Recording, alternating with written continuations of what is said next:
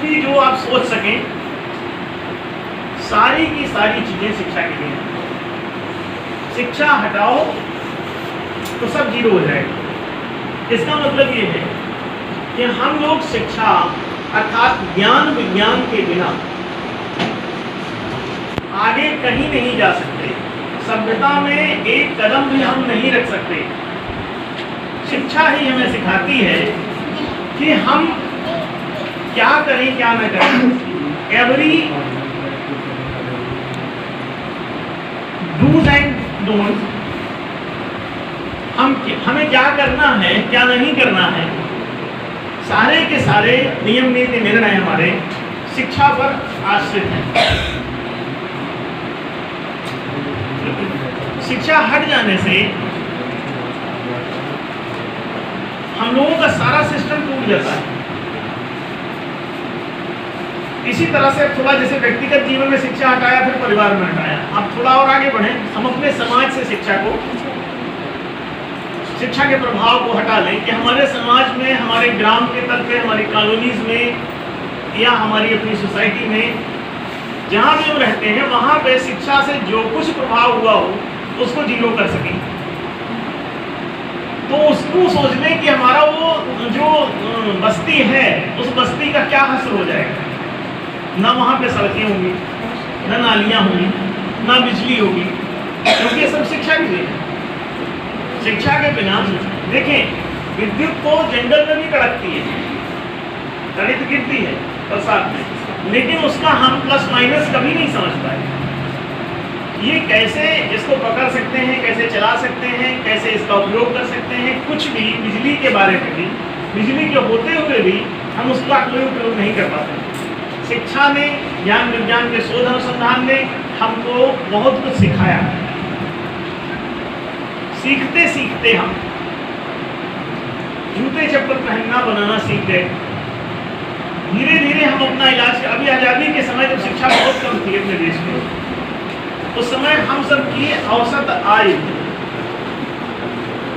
35 वर्ष के आसपास, 35 ईयर्स एवरेज एज मनुष्यों की, हम सभी नागरिकों की 35 वर्ष के आसपास हमारी औसत आयु थी।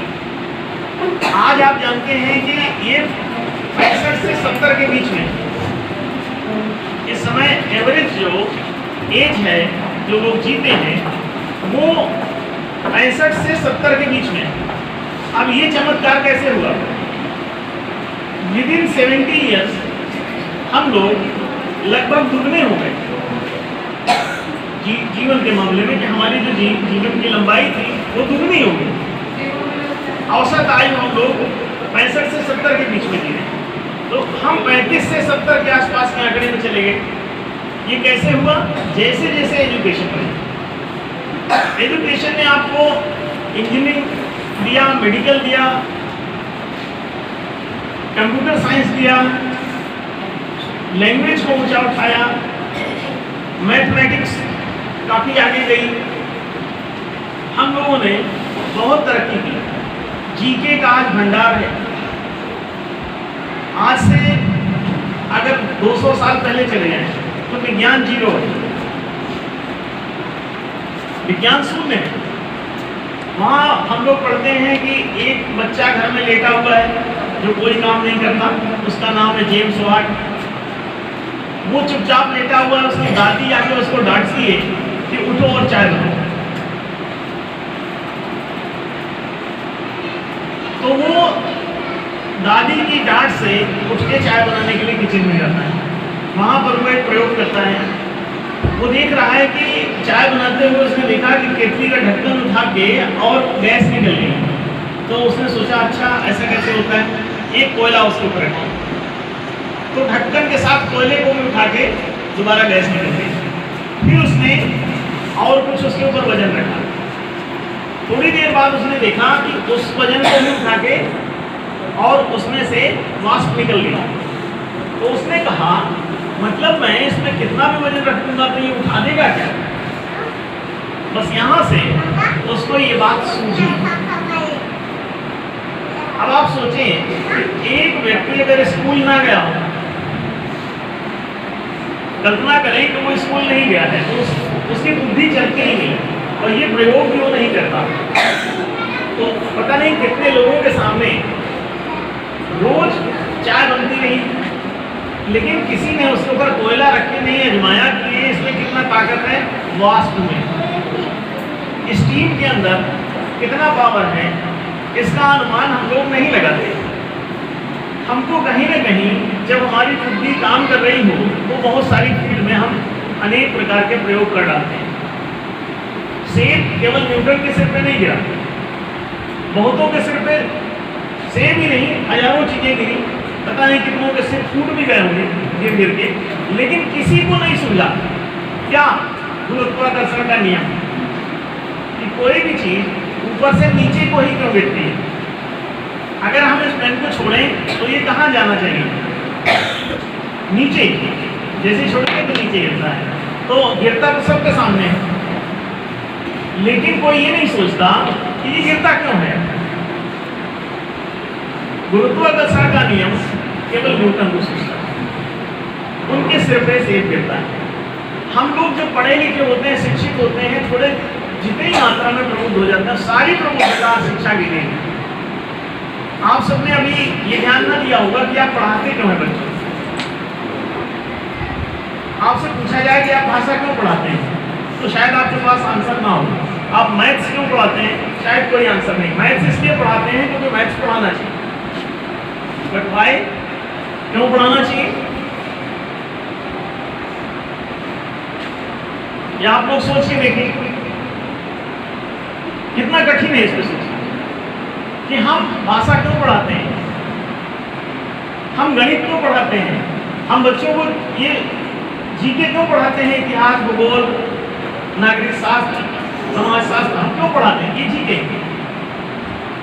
कुछ करेंट अफेयर्स,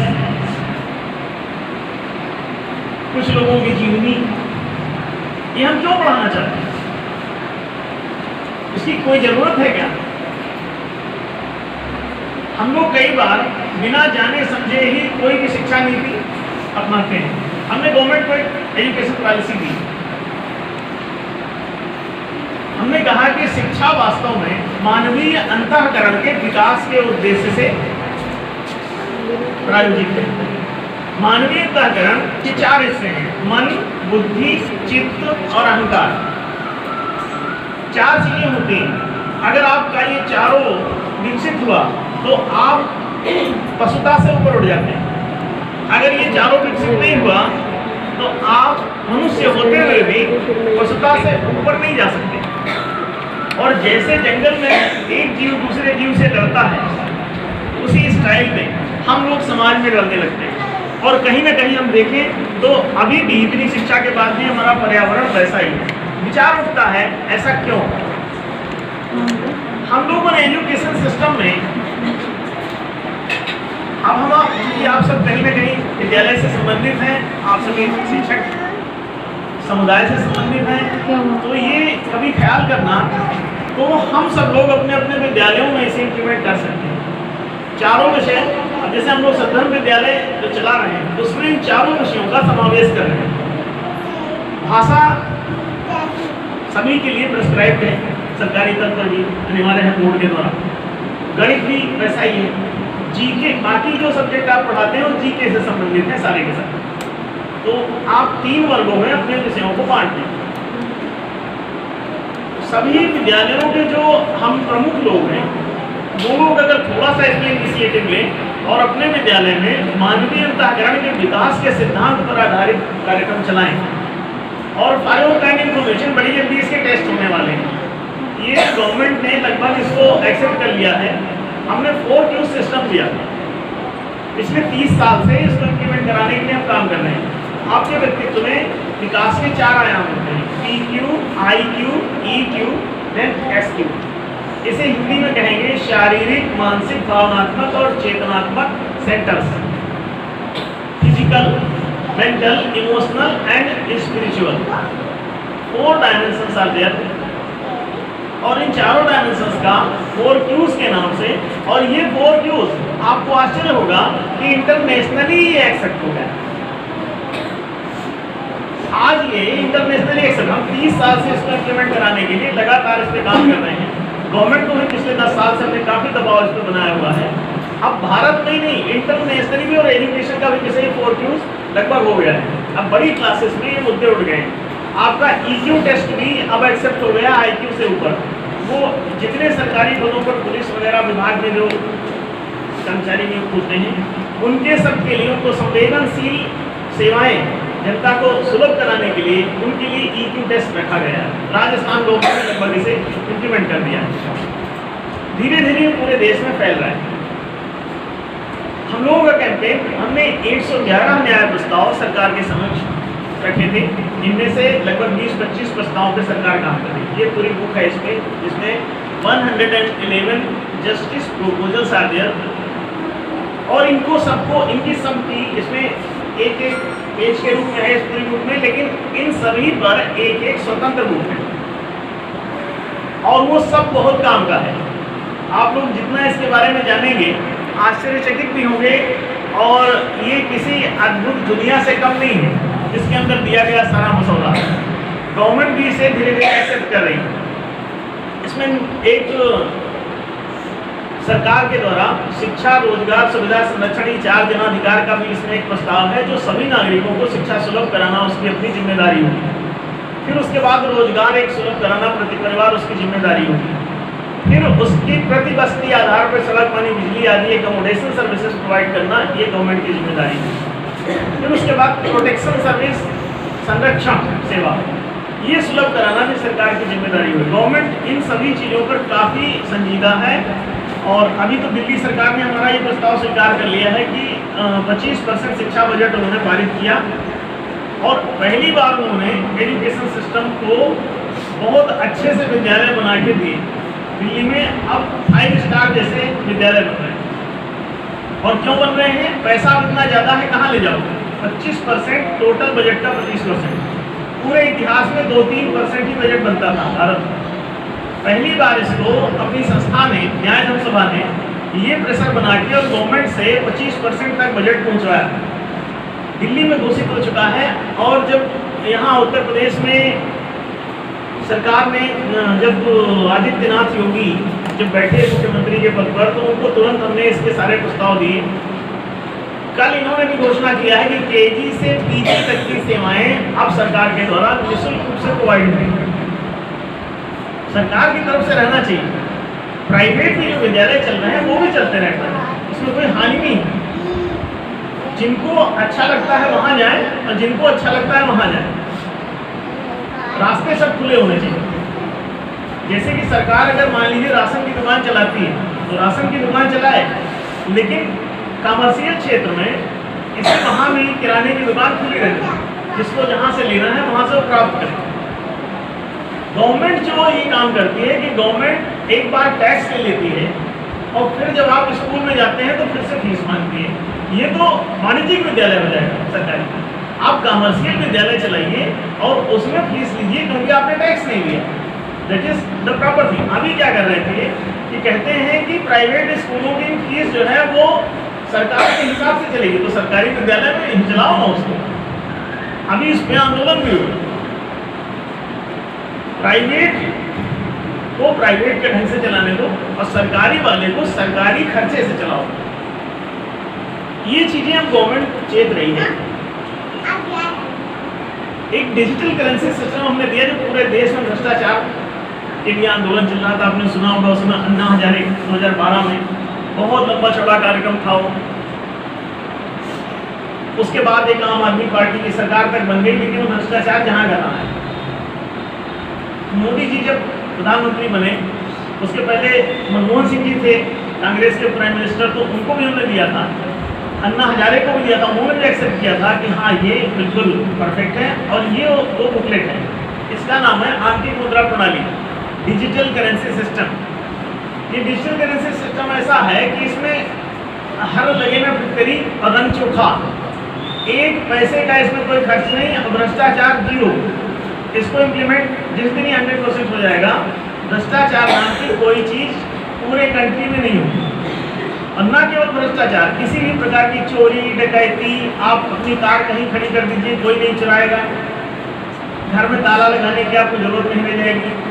ज़्यादा से ज़्यादा कुत्ते ना घुसे इसके लिए दरवाज़ा बंद कर दो, नहीं तो अपराध और चोरी नाम की कोई चीज़, भ्रष्टाचार, डकैती, घूसखोरी, काला धन, काले कारनामे, काला बाजारी, टैक्स चोरी, नकली नोट, अन्य आतंकवाद आदि, वो सब ब्लैक पैसे से ही होता है। वो सारा का सारा जीरो हो जाएगा जिस दिन ये 100% इम्प्लीमेंट होगा। गवर्नमेंट ने इसे एक्सेप्ट कर लिया है और इसको लागू करने के लिए अब तक सैकड़ों करोड़ रुपए इस पर खर्च भी सरकार ने किया है। तो ये प्रस्ताव हमने इसे सुप्रीम कोर्ट में भी इसका PIL भी लगाया था 2 बार। लगभग सरकार इसको स्वीकार कर चुकी है। स्वीडन में 100% इम्प्लीमेंट हो गया। वहाँ पे हमने इंटरनेशनली भी हम लोगों ने इसकी जागरूकता चलाई, दूसरी सरकारों को भी भेजा। ये अभी जब यहाँ इमरान खान पाकिस्तान में प्रधानमंत्री बने तो उनको भी हमने पूरे न्याय के प्रस्ताव भेजे और कहा कि आप इस पर अगर काम करें। तहरीक-ए-इंसाफ पार्टी उन्होंने बनाई भी है जो न्याय के मुद्दे पर, तो उनको भी हमने इसीलिए भेजा। अपने देश में आप सबको जल्दी ही डिजिटल करेंसी सिस्टम का पूरा मजा मिलेगा और इसका अब आप भीम ऐप के द्वारा, इस सिस्टम के तहत भीम ऐप के द्वारा आप कोई भी लेन देन कर सकते हैं। आपको उसमें फिजिकल करेंसी की जरूरत नहीं रहती। अब आप डिजिटल करेंसी के माध्यम से, डिजिटल माने अंकों में लिखा पढ़े हुए वो चलता है पैसा, अकाउंट टू अकाउंट ट्रांसफरेबिलिटी से पूरी तरह से पारदर्शी होता है। एक ही एक्चुअली बहुत बड़ा कैंपेन है जो हम लोग इसे रन कर रहे हैं और आप सबसे आज इन विषयों पे थोड़ी बहुत चर्चा करने का मौका मिला। आप सब डीएलएड के माध्यम से हमारे टीचर्स के संपर्क में आए और इतना कष्ट करके यहाँ तक वो कहीं ना कहीं आप सबका उनके प्रति कहीं अच्छा रिलेशन रहा होगा, जिसकी वजह से उनके कहने से आप सब यहाँ तक आ गए। ये आप सबका बहुत बहुत धन्यवाद। और हम तो ये चाहेंगे कि कहीं ना कहीं आप सब भी न्याय के इस कैंपेन से अपनी कोई ना कोई भूमिका जरूर निभाएं। अपने विद्यालय में न्याय के कैंपेन्स पे कार्यक्रम रख सकते हैं, एजुकेशन पॉलिसी को कहीं ना कहीं इम्प्लीमेंट कर सकते हैं जितना संभव हो अपने अपने विद्यालयों में। एक न्यायशील शिक्षा नीति क्या हो उसको हम लोग, जैसे हमने कहा, चारों विषय पढ़ाने के लिए आप लोग उसमें अगर एक सब्जेक्ट फिलॉसफी को जोड़ सके बचपन से, पहली कक्षा से ही पढ़ाएं। आप उसको भले ही एक्सेस 10-15 मिनट का कोई समय रखें बच्चों के लिए। अगर सबको हर क्लास में एक छोटी सी ये अपनी सामाजिक जिम्मेदारी मान करके अगर हम उनके व्यक्तित्व के विकास का ध्यान रखते हुए कि 4 डायमेंशंस हैं उसके, अगर हम कहा रखें तो हम अधूरा विकास उसका क्यों करते हैं। अब आप जानते हैं कि दर्शन आपको क्यों नहीं पढ़ाया जाता। दर्शन इसलिए नहीं पढ़ाया जाता कि जब कोई राजा बन जाए तो आप उससे ये ना पूछें कि तुम राजा क्यों बने। राजकोष का जब वो इस्तेमाल करने लगे अपने लिए सोने का महल बनाए तो आप ये ना क्वेश्चन उठाएं कि राजकोष तुम्हारा किस प्रकार से हुआ और हमारा कैसे नहीं, हमारी राजकोष में हिस्सेदारी क्या। आप प्राइम मिनिस्टर बन जाते हो तो बाकी जनता प्राइम मिनिस्टर क्यों नहीं बन सकती। आप किसी भी पद पे चले जाते हैं तो उसका क्या क्राइटेरिया है। लोग दर्शन इसलिए नहीं पढ़ाते कि दर्शन ये कहता है कि ये सारा जगत एक ही तत्व से रचा हुआ है, यहाँ पर दूसरा कोई है ही नहीं। तो हर व्यक्ति को हर पद पर जाने का अधिकार है और इस पूरी पृथ्वी की हर संपत्ति पर भी उसका इसलिए समान अधिकार होता है। हर व्यक्ति सड़क पे चल सकता है, सड़क पे थूक सकता है, लेकिन आप जानते हैं कि अपने देश में एक बहुत बड़े वर्ग को सड़क पर थूकने तक नहीं दिया जाता। धरती पे थूकने के लिए उनको एक हंडी टांग दिया जाता था उनके गले। थूकना है तो उसी में थूकना, जमीन पर मत थूकना, तुम्हारे थूकने से जमीन अपवित्र हो जाएगी। हम लोग इतनी दुर्दशा से भरा हुआ समाज कैसे चलाते हैं? क्योंकि हमने दर्शन न पढ़ा न पढ़ने दिया किसी को। एजुकेशन से जब से हम लोगों ने दर्शन को हटा दिया, दर्शन क्या है? इस सृष्टि की उत्पत्ति, स्थिति और प्रलय का रहस्य, कि हम लोग कैसे बनते हैं, हमारी आंखें कैसे बनती हैं, हमारे हाथ पैर कैसे बनते हैं, हमारे हाथ में 5 उंगली क्यों हैं, हम ये 10 क्यों नहीं हो जाते, 36 क्यों नहीं हो जाते? हमारे शरीर में 206 हड्डियाँ ही क्यों बनती हैं? हमारी आँख कैमरे जैसा काम क्यों करती है? हमारे कान माइक्रोफोन जैसे कैसे काम करते हैं? जब सब जगह वही चमड़ी है, वही स्किन है, वही सब बातें हैं, तो ये कैसे ऐसा बनता है और ये कैसे संभव है? इसके निर्माण का रहस्य क्या है? ये स्थित क्यों रहता है? ये पैदा होते ही क्यों नहीं मर जाता है? ये सारा का सारा ज्ञान विज्ञान आपको क्यों नहीं पढ़ाया दिखाया जाता? आपने कभी सोचा? इसलिए नहीं पढ़ाया जाता कि आप अगर गुलाम हैं तो गुलामी आपकी किस्मत बन जाए। आप पहले हिंदू राजाओं के गुलाम रहे, फिर मुगल राजाओं के गुलाम रहे, फिर उसके बाद आप 300 साल अंग्रेजी राजाओं के गुलाम रहे, फिर उसके बाद कांग्रेसी राजाओं के गुलाम रहे, फिर आप कोई जनता पार्टी के राजाओं के गुलाम रहे, फिर आप भारतीय जनता पार्टी के राजाओं के गुलाम रहे। अब आप क्रम से ऐसे गुलाम गुलाम गुलाम आप चलते रहते हैं। आपको गुलामी का एहसास तब होता है जब आप जाके वहाँ ये बोलें कि अगर हरिद्वार में बिजली है तो हमारे गांव में क्यों नहीं? आप जब तक चुप रहेंगे तब तक आपको पता नहीं चलेगा कि आप गुलाम हैं। जिस दिन आप ये बोलेंगे कि आपके मोहल्ले में सीवर लाइन डाले बिना दूसरी जगह पर दूसरे के मोहल्ले में सीवर लाइन कैसे डल गई, जब तक आप शांतिपूर्वक हैं तब तक आपसे कोई कुछ बात नहीं करेगा। जिस दिन आप अपने किसी भी अधिकार की बात करोगे उस दिन आपको आपकी औकात बता दी जाती है कि बी साइलेंट और कुछ बोलोगे तो जवान खींच ली जाएगी। उस समय आपको पता चलता है कि अरे हम गुलाम हैं क्या। उस समय आपको पता चलता है कि आप गुलाम हैं। आपकी कोई आपके घर का आदमी को कोई अपहरण कर ले जाए और आपका पाला पुलिस से पड़े तो पहली बार पता चलता है कि आप गुलाम हैं जब वो आपको गाली दे के बात करता है। आपके घर चोरी हो जाए और आपको थाने जाना पड़े, पहली बार आपको पता चलेगा कि आप गुलाम हैं।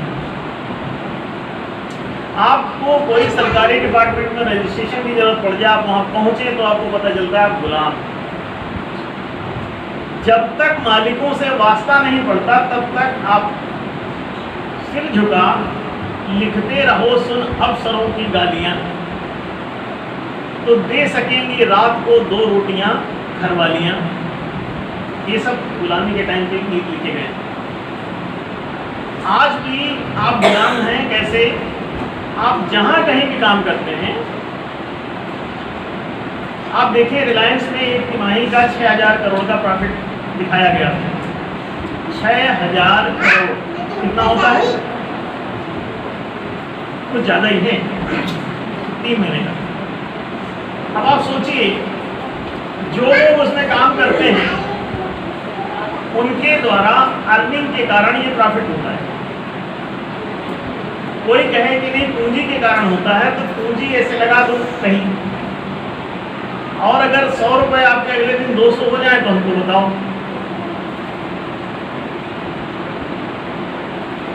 पत्थर के कारण मूर्ति बन जाती है नहीं, इसमें जो ये मूर्तिकार गढ़ता है रातों दिन परिश्रम करता है इसलिए, नहीं तो वही पत्थर 2 रुपए का भी नहीं लेगा। जब वो गढ़ के तैयार करके मार्केट में रखता है तब उसका मूल्य क्रिएट होता है। जब संगमरमर की सुंदर सी चट्टान, सुंदर सी प्लेट किसी पहाड़ी में एक धोखे के रूप में होती है, उस समय आपसे कहा जाए कि आप इसका कितना रुपए देंगे तो आप कहेंगे कुछ नहीं। लेकिन जब वो गढ़ के तैयार करके सुंदर बना करके आती है तो उसका मूल्य हो जाता है। मूल्य क्या आया? पत्थर का मूल्य नहीं, जितना इसमें परिश्रम किया गया है उतना ही इसका मूल्य बैठता है। कोई भी चीज, हर चीज का मूल्यांकन उसमें लगे हुए श्रम के अनुपात में होता है। लेकिन ये बात लोगों को बताई नहीं जाती, ये इकोनॉमिक्स किसी को नहीं पढ़ाया जाता। आप सब जो काम करते हैं वो आज आप जानते हैं, जितना काम करते हैं, आप टीचर भी हैं तो जितना मेहनत करते हैं आप जितनी देर, वो लगभग आपकी प्रतिदिन औसत जो प्रोडक्टिविटी है वो 5000 के आसपास है पर डे। लेकिन आपको मिलता कितना है आप सोचेंगे कभी? Per month. हाँ शायद पर मंथ भी कुछ जगह मुश्किल हो सकता है। हमारा कहने का मतलब ये है कि एक जगह कोई आदमी जो मजबूर, सामान्य मजबूर काम करता है, इकोनॉमिक्स के हिसाब से पर डे उसके वर्क प्रोडक्टिविटी जो है उसकी बनती है लगभग 5000 रुपये के आसपास। एवरेज बता रहे हैं, कुछ की ज़्यादा भी एवरेज, क्योंकि कुछ की ज़्यादा तो कुछ की कम, तो एवरेज मिला के 5000 के आसपास बैठ। और एवरेज जो मजदूरी है वो बैठती है 500 रुपये के आसपास, 50 रुपये से 500 रुपये के बीच में।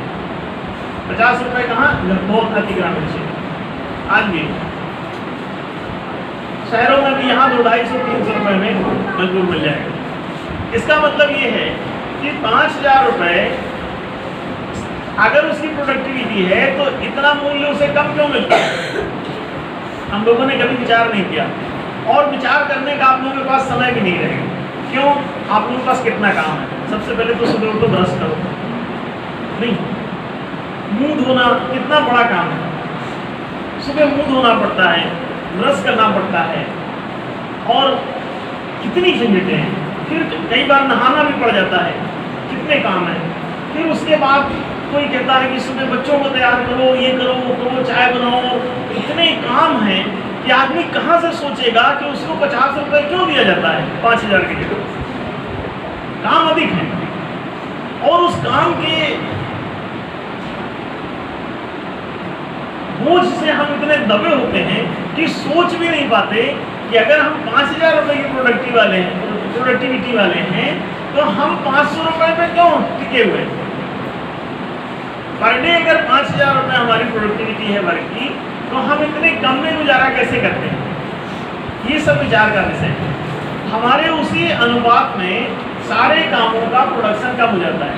इन आज जो आप विद्यालय चलाते हैं तो उसकी इनकम कम हो जाती है, तो टीचर्स की इनकम कम हो जाती है। सारी चीज़ों पे इफेक्ट है ये पूरा। आप चूंकि विद्यालय से संबंधित है तो हमने उसकी बात उठाई। एक फैक्ट्री में हम लोग जितना काम करते हैं उसकी प्रोडक्टिविटी कैसे गायब हो जाती है कि चंद लोग कुछ शेयर होल्डिंग करते हैं और वो गिने चुने घरानों के पास ही रहता है। अब जैसे 6000 करोड़ का प्रॉफिट हुआ तो वो मैक्सिमम 2-4 लोगों के खाते में जमा हो जाता है या किसी एक के खाते में जमा हो जाता है। अगर उसको कर्मचारियों में वो वितरित हो जाता तो कितना ये प्रभावकारी हो सकता। हम लोग धीरे धीरे अगर ये दर्शन पढ़ सकें, जीके हमारा ठीक हो, जीके में हमको स्वास्थ्य संबंधी जानकारी दी जाए, कुछ नैतिकता सिखाई जाए, कुछ नियम सिखाए जाएं, कुछ हमको अच्छी अच्छी चीज़ें जो हमारे उपयोग की हैं, घर में इवन रहना, जूता पहनना उतारना और मोजे धोना और ये मोटी मोटी जो बातें हैं, नाखून साफ रखना, ये सब मोटी मोटी बातें भी हमारी शिक्षा के हिस्से नहीं रह गए। हम लोग जीके में इन चीज़ों को शामिल करें, और चौथी बात है कि दर्शन को भी शामिल करें। तो भाषा, फिर गणित और जीके ठीक करें, और उसके बाद दर्शन को भी धीरे धीरे लागू करें। हम लोग कोशिश करेंगे, आप सभी के विद्यालय में हम लोग कभी ना कभी आएंगे और आके आप सबसे इस पर डिस्कस करेंगे कि हम लोग एजुकेशन पॉलिसी अगर एक सामाजिक चिंतन के आधार पर इम्प्लीमेंट करें और बेहतर प्रोडक्ट हम समाज को दें बच्चों के रूप में, तो ये बहुत अच्छा हो सकता है। हम लोग समाज में न्याय की स्थापना के लिए काम कर रहे हैं, जिसमें समाज को सही ढंग की शिक्षा, सही ढंग का रोजगार, हमने सामाजिक स्कूलिंग, सामाजिक बैंकिंग लॉन्च किया हुआ है। बैंक इसलिए लॉन्च किया हुआ है कि लोगों को बेरोजगारी बहुत दिक्कत देती है। बेरोजगारी का संबंध पूंजी से, पूंजी की सुलभता न होने के कारण अधिकांश लोग बेरोजगार रह जाते हैं। हमने बैंकिंग सिस्टम लॉन्च किया कि बैंकिंग के द्वारा हम लोग एक सुंदर रोजगार का सिस्टम दे सकते हैं।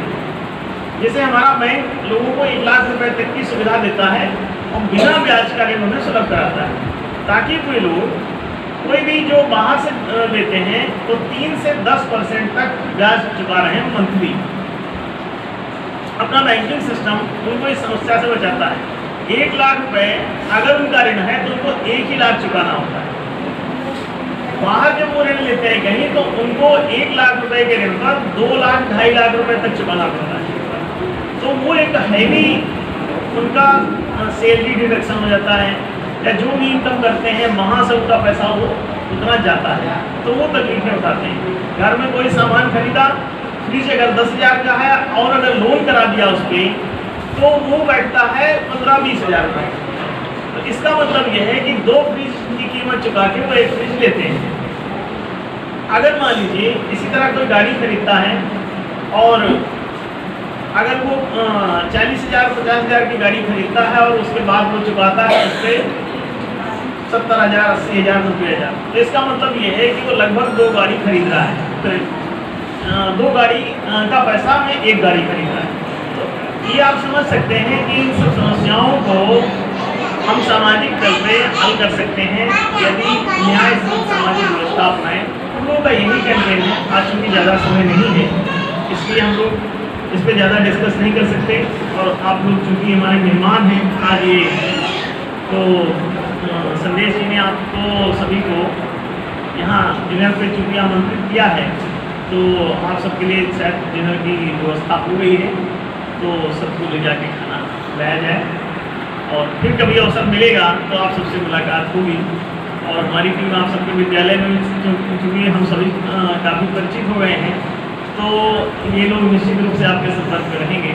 और आप सबका बहुत बहुत शुक्रिया, धन्यवाद यहाँ तक पधारने के लिए, इतना कष्ट किया आपने। और अब जो है सभी लोग